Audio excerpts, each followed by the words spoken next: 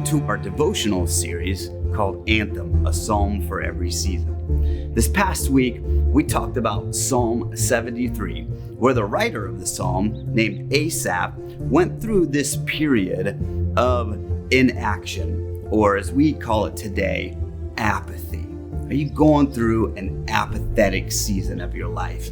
You know, that word apathy comes from the Greek, meaning a is without, and pathos is feeling. So when you put apathy together, it's pathos, and that means without feeling, or this indifference, or a lack of feeling.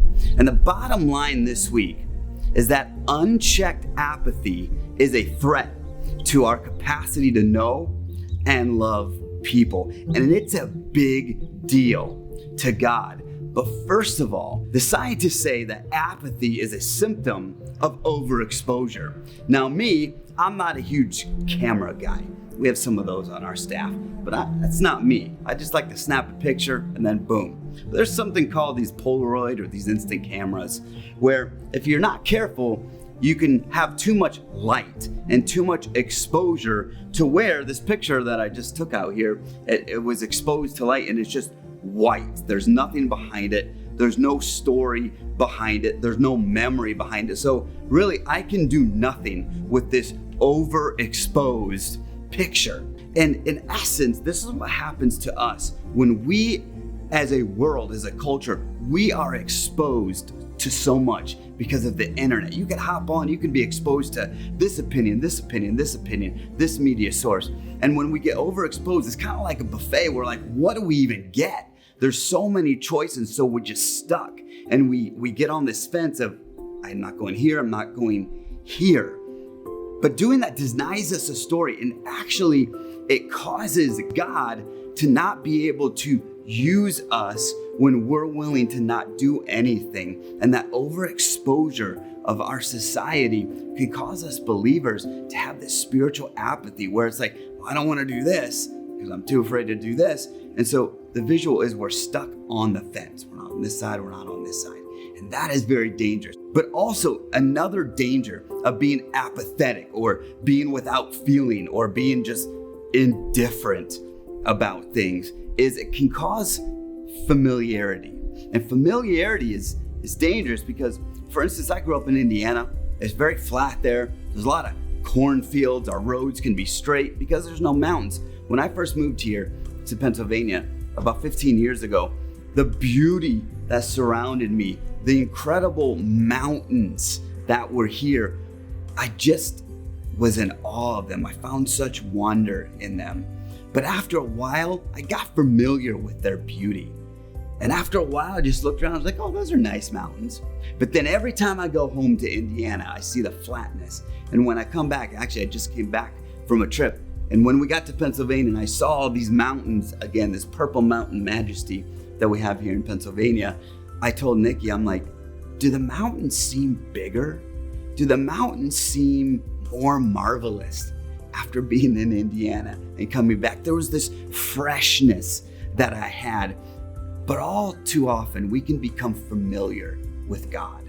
Our relationship with God can become too familiar to us that we forget of His blessings. We forget what He has done for us. We forget His promises. And this causes inaction because we're no longer marveled by God. So we kind of just sit back and get comfortable. And we can overlook God in that situation, in the situation and season of apathy.